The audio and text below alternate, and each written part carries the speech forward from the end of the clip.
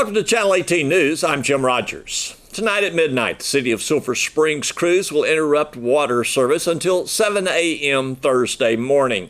The area affected will stretch from Main Street and Garrison Street to Main Street and League Street, then along League Street to Conley Street, and then along Conley Street to the corner of Garrison Street. Some surrounding areas could be affected, according to city officials. The plan is to tie in the new water line on Moore Street into the existing water lines. You can see a map of this on KSSTradio.com. Justice of the Peace Brad Cummings has announced he will seek re-election to his Precinct 2 JP post. Judge Cummings was elected in 2014, took office in January 1st, 2015. Since taking office, he has completed 185 hours of continuing education through the Texas Justice Training Center and the Texas Municipal Court Education Center. Judge Cummings and his staff have disposed of over 6,000 criminal cases and almost 600 civil cases since he took office. Judge Cummings was instrumental in implementing a juvenile case manager to more efficiently handle juvenile cases and reduce recidivism in the court system. Judge Cummings has considered the safety of the community by enforcing pretrial bond conditions and holding defendants accountable. Prior to being elected in 2014, he was a Hopkins County deputy from 2008 until he took office. His campaign promise remains the same. Judge Cummings says he may not always be able to do what is wanted or what is most popular, but if re-elected, the citizens of Hopkins County can continue to have faith in him and his office to do what is right with the best interest of all parties involved in mind.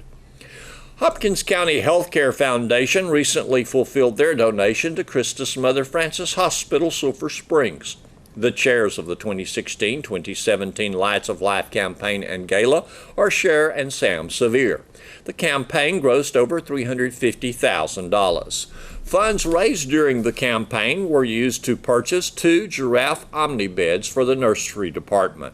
The giraffe omnibeds are a combination system that brings together features of a traditional incubator and a radiant warmer that will serve both premature as well as full-term newborns. Also purchased is an Alter G anti-gravity treadmill for physical medicine department. The anti-gravity treadmill, using NASA differential air pressure technology, supports the user and unweighs them by as much as 80%. Take your chance this weekend to go to Hot August Night to be set up on the high school parking lot in Sulphur Springs. Also, the Scott Firefighters Combat Challenge will start at noon on Friday, and that is absolutely free for spectators to watch. But this Hot August Night is really our major fundraiser.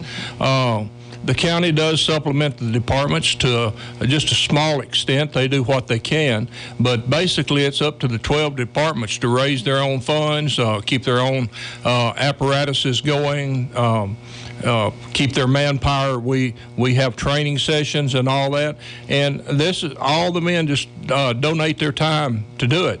But this Hot August Night event is it's been going on. This is the 11th year. And the Combat Challenge, the second, it's helped bring in more people to the event. It's just a couple of fun-filled days. We're going to have some bounce houses for the kids. I think we've even got a petting zoo coming in. Just domestic animals the kids can pet and feed and everything. But the Hot August nights will take the men be cooking all day Saturday. Our competition, we have give prizes. We have first and second place for 3 categories: for brisket, for chicken, and for ribs. And they can enter in, compete, or they can just cook. It doesn't matter. But and then we're selling tickets for the barbecue, and you can come, buy your tickets, mill around, visit with people, and enjoy the Saturday of activities and watch the comeback challenge also. The challenge is, I think, starts at 12 noon on Friday, Chief? I think so. I think I have more tentative times. The guys are coming down right now. I spoke with them yesterday morning. They were coming in from Colorado. The team, they have a pretty big entourage coming in when they come in. They have a couple of semi-trucks and a lot of other people coming in. So when you say these are the ones who come to set up the challenge? Yes, it is this is their 26th year of doing the Combat Challenge. And of that, it's a very big deal. It's a worldwide event. So when I say worldwide, when we went to World last year, competing, representing Hopkins County Fire Department, and also we had a Cumbie Fire Department there as well. And as I told you earlier, Picton Pine Forest made it, but they were not able to attend due to a conflict of their schedules. Okay. So when I say world, they had 7 other countries there with us as well. As a matter of fact, our first competitor that we had that was side by side was Kuwait Fire Department. Really? So I thought that those guys, as I was going up that tower, I thought, man, I'm either really beating that guy or he's really smoking me, and he was really smoking me up there because he was way ahead of me. Okay. Yeah. This challenge, Firefighters Combat Challenge, well, you may see men and women firefighters. Yes. Because they're both on teams. Yeah. And Sulphur Springs is a qualifying contest to advance. And that's so for the last 2 years. Is that right? Yes, this will be the second year that it's going on, yes. We have a 3-year contract with them, so we have one more year to obligate with them, and then we have the option to re-sign and continue on, or they may go to another venue, because they do another venue close by, which is in Tyler, Texas, and they've been there for quite a few years over there in Tyler. So they're coming back to Tyler, I think, in another month or so. Okay. And our competition will be on the Civic Center high school parking lot. Correct. Okay. Yes. And spectators can come up there and watch it. Yes. Whatever they want. Free of charge. There's no charge, admission charge to come watch that side of it. Yeah. ESPN will be there. They were there last year, just taking small clips. Okay. And they'll either add it in, because they do it 2 or 3 times out of the year, and then they go to World and actually film that part live at the end right there. But ESPN calls the Firefighter Combat Challenge the toughest 2 minutes in sports. So for ESPN, as much sports as they cover throughout the world, that's a pretty big honor right there to have that kind of mark on you. Well, I want Chief Andy to give us sort of a play-by-play on. You did a 5-member relay competition last year, and you sort of described that to me, and I want you to share that with our listeners. Just like that, you have a relay team which is up to 5 members. You can do 4 or 5, and then you do a tandem, which is 2, or you can do a single. So they run all different categories in that, but it starts out with a tower climb, which is 6 stories tall, and you got staircases that are side by side, and you start out with all the full gear on and SCBA. You throw the what we call a high-rise pack over your shoulder, and you go up all those flights of stairs. And you're carrying a relay baton in your hand as well, or put it in your pocket. As you go up to the top, you have your other member standing by. They'll pull a donut roll hose that's connected to rope. It's down at the bottom. They pull it hand over hand all the way to the top, throw it in a box. It's got to hit that box. There's penalty marks as you go down. Now, as you're going up, you can skip every other step if you want to. That sounds really amazing, but you're doing good to hit every step going up, I promise you. So as you're going down, you have to hit every step going down. As they get down to the bottom, they have what they call a Kaiser sled, which is a mechanism you stand on both. It has a place for feet on both sides, and in the middle between your feet is a weight, and you have to knock that weight back with a sledgehammer. At that point, you're through that station. You hand your baton off to the next guy, and you do a serpentine between some makeshift hydrants, which is roughly about 100 feet. And then they grab a charged 1 3/4 fire hose, and they drag it 100 feet, and they have a target hit with water. And then once they do that, they hand off the baton again to the last person, and they're there to rescue Randy, which is a 185-pound mannequin, and pull him 100 feet behind the finish line. That doesn't sound like a lot, but I promise you it is a lot. It does sound like a lot. And Yes. some people Yeah. do this on an individual competition. Yes, and the team last year, I think they won. I can't remember what area won world, but it was like in the 1 minute 15-second time frame.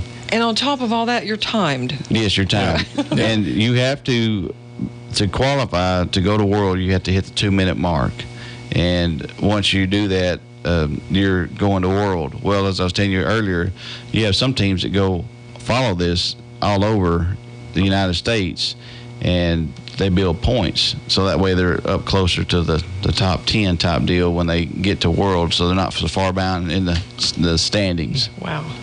Yeah, and Andy used some terms that a lot of people are probably not familiar with, but the men are in full bunker gear, their boots, they've got the SCBA, which is their air pack. They got it. They got their helmet. They got a roll of hose. They're probably in excess of 100 pounds extra that they're going up those steps with, and it is a tough competition, and especially during the summer when the temperature is 100, 105 degrees. These guys give it their all. They really do. Wow.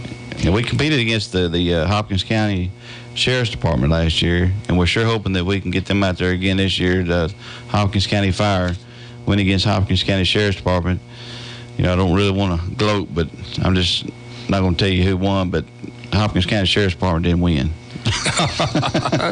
So that may be a challenge out there. If anybody's listening, we could certainly do that again if y'all like to try to, save face and come on back and try it again against us. And they didn't have gear on. I might mix that, shorts and T-shirts. It sounds like there's a challenge been presented here this morning. And you could say pretty pleased with sugar on it. Maybe. That's right.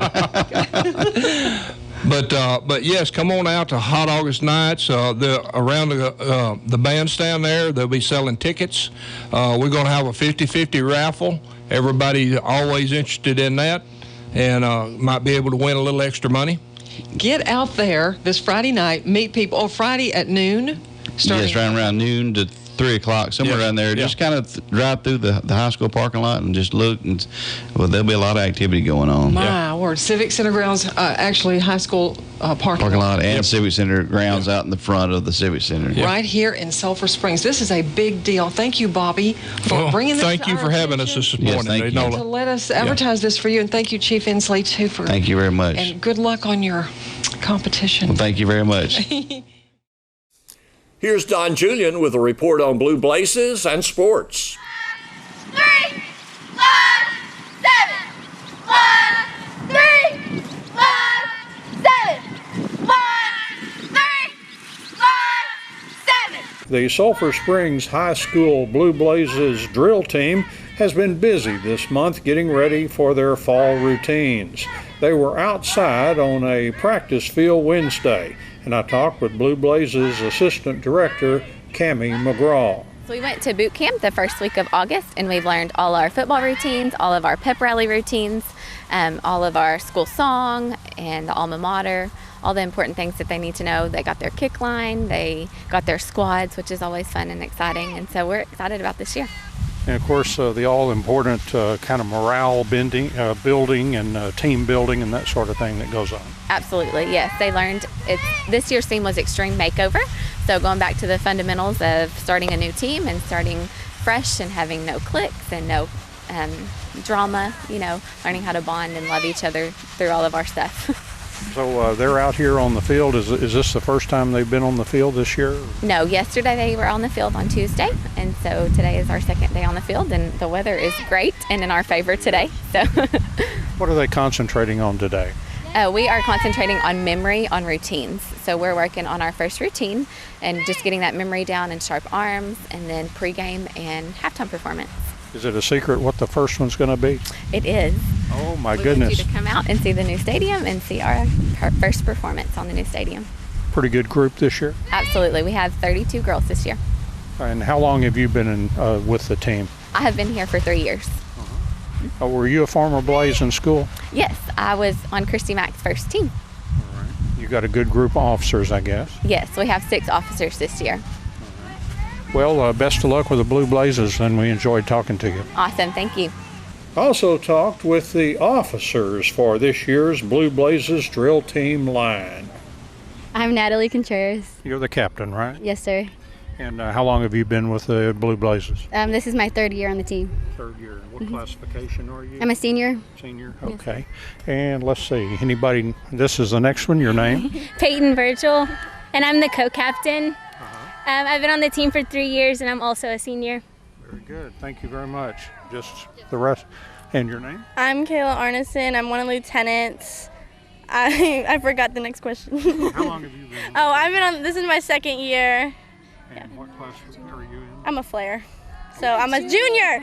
Junior. I'm sorry. Yeah, very good, all right. I'm Maddie Caparota. I'm a lieutenant, and I'm a junior this year. It's my second year on the team. All right, thank you very much. Yes, sir. 2 more to go here, your name? I'm Michaela Rogers. I'm a lieutenant. This is my second year on the team, and I'm a junior. Very good, all right. I'm Jada Smitherman. I'm also a lieutenant. This is my second year, and I'm a junior. Very good. Thank you, girls. Thank you. Set number 4. They're not dead yet. There's Autumn serve, a good one. And a second Sherman shot pushed over. Lady Cats dig it and knocked over by Bayer. Sherman's second shot, this will have to go over. It's blocked by the Lady Cats, but Sherman kept it alive. They had one catch in there as the young lady actually just kind of passed it from her back over her head, and the officials say that is impossible to do without grabbing the ball. 21-20 now, and Autumn Tanton with another serve. Lady Cats trailing by 1 in the set. Up toward the net, Mika Van Bentham knocked it back over, but Sherman kept it alive, but hammered it across the back line. The Lady Cats are all the way back at 21-21. The Lady Cats volleyball team opened the regular season at home Tuesday with a rare win over North Lamar and a 5-set loss to Sherman.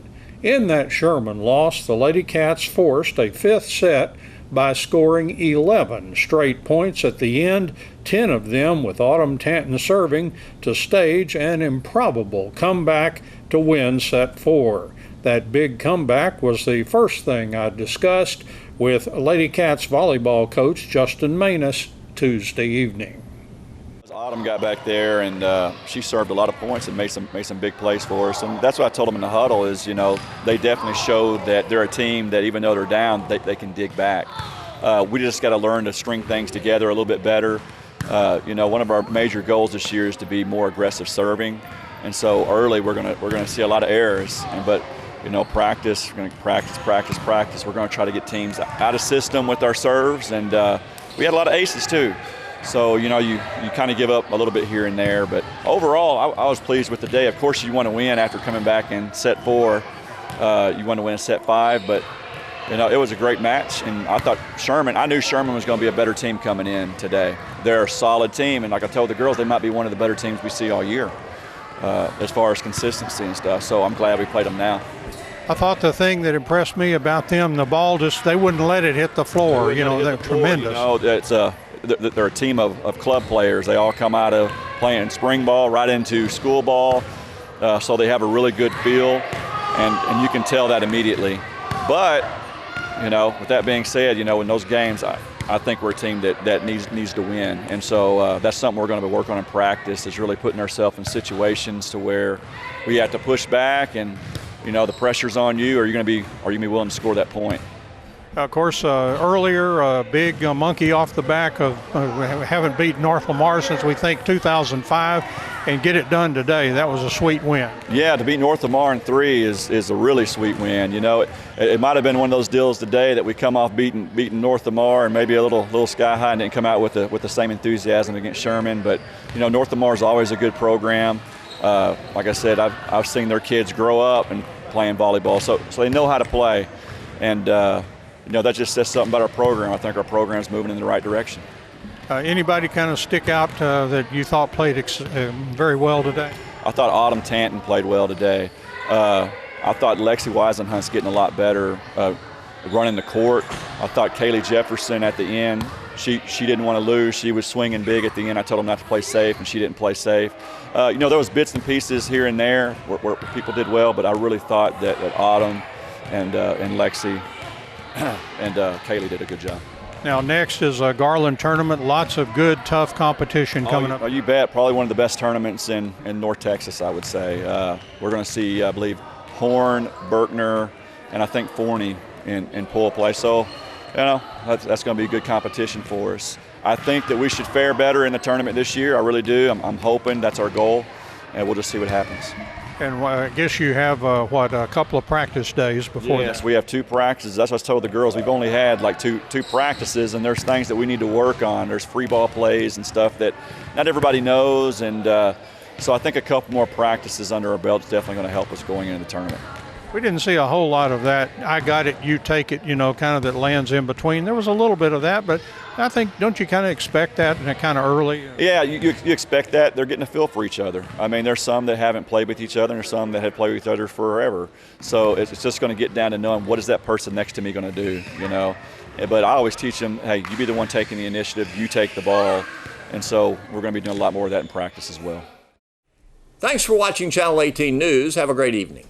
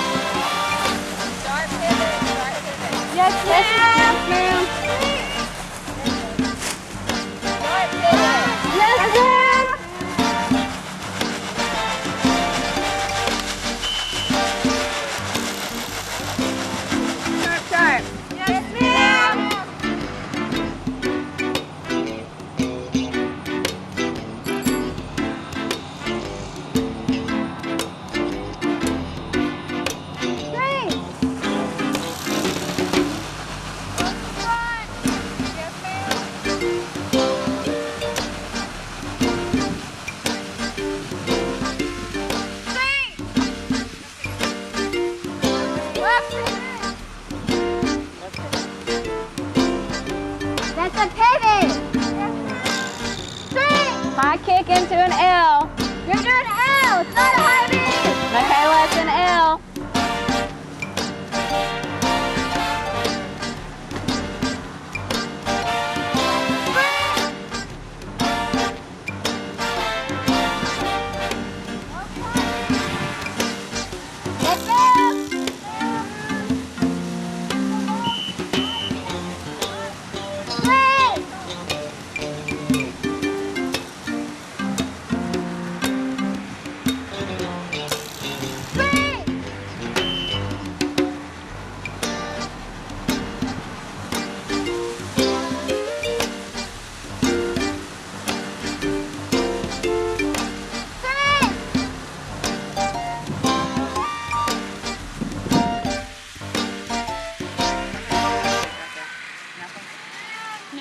Okay, you're not moving your feet on that one. Peyton, send that again, please.